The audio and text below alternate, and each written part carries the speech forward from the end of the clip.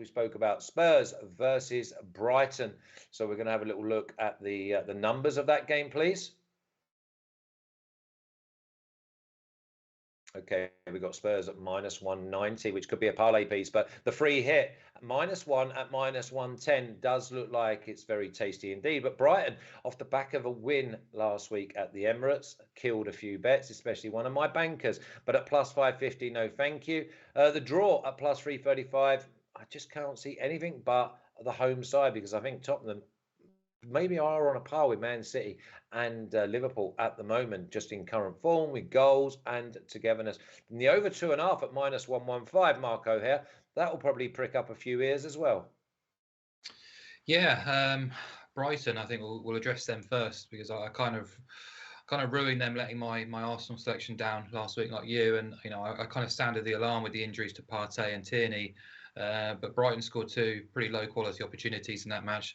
They were very good across the full 90, it has to be said, but they'll say they deserved a bit of luck really after how they performed in recent weeks. I'm sure I saw a stat that said they'd scored just one goal from their previous 102 shots before they went to the Emirates, and obviously everything clicked in that match last weekend. But yeah, I mean, irrespective of their ability to stay in games and be competitive and avoid defeat, that was only their fourth Premier League win since mid-September, which is quite a wretched record for a team who are sat 11th in the Premier League table. So that probably tells you more about the Premier League than Brighton. But yeah, they're looking now to try and push on and reach the top half. But it's a tough schedule from here on in for Brighton. And on the surface, they've lost just 3 of 15 away games, which is excellent in fairness. But yeah, I can't see them being anything more than just a speed bump for Spurs in this match.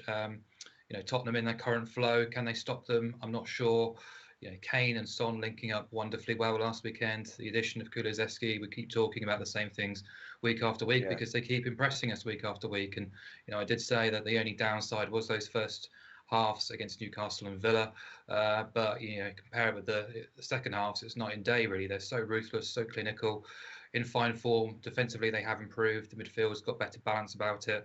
A slight negative of Matt Doherty now out injured for the rest of the season, but apart from that, it's all positive really. And I talked about Conte's return. He actually won 7 of 10 home Premier League games now under the Italian. They've scored 27 goals in that sequence, and they've scored twice or more in 9 of those 10 games as well. So yeah, I'm quite keen on Spurs. I boosted the price by adding in over 1.5 goals.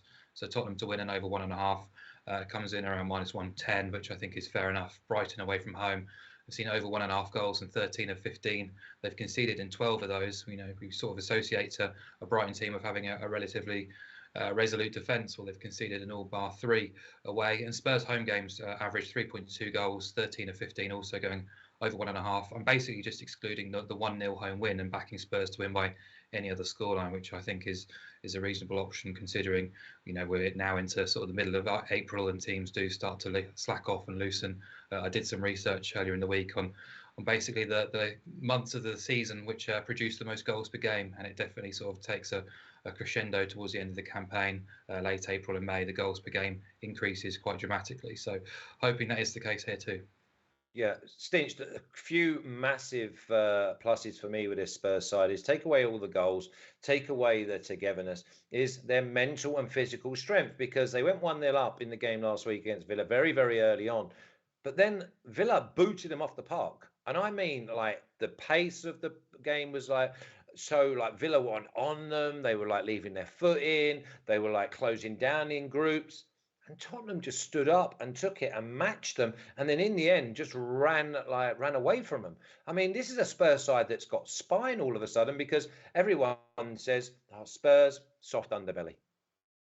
Yeah, definitely. I think there's been a few different mental aspects they've shown under the reign of Conte. You think about them against Newcastle a couple of weeks ago. They went 1-0 down and bounced back very well to score 5. I think the best example really is probably that game away at City. They were leading 2-1, and then City got a penalty in injury time. From my mind, probably only one team go on and win it, which was going to be City. And then all of a sudden, Spurs got at the other end and actually showed, caution to the wind and went and got themselves a winner. So I think there's been a few examples this season, definitely where Spurs have showed that they have got the mental capabilities to handle tough situations. And I think it all comes boils down to the manager, doesn't it? Antonio Conte is a born winner. There's no doubt about it. You know, the way you see him on the sideline, he lives every minute, every tackle, every pass, every shot.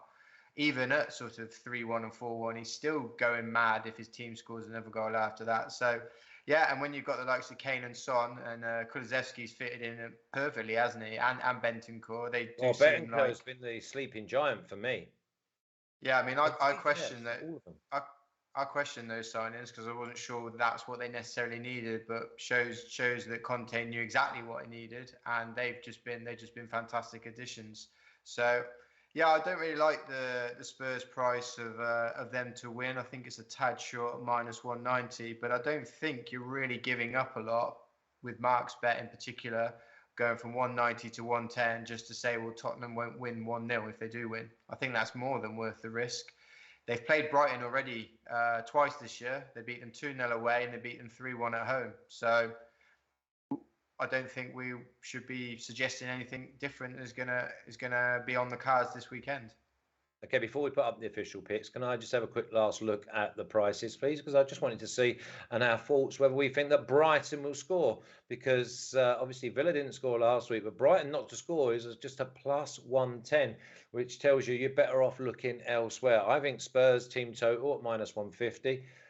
They must score twice for me. They must. Okay, thanks for that, producer. Let's get the official picks of game number 1 in match day 33. And it's Tottenham and over 1.5 at -120. Tottenham free hit for me, -1, -110. I think Tottenham do win 2-0, 3-0, 3-1. And if they go bonkers, then they could score 4 as well. But we've got this as a home win. Tottenham, the form side, and it's best. I think we follow these probably right the way now till the end of the season because they've got that top 4, which... Tell you what, 8 weeks ago, no one would have thought Spurs would be one of the favourites for the top 4.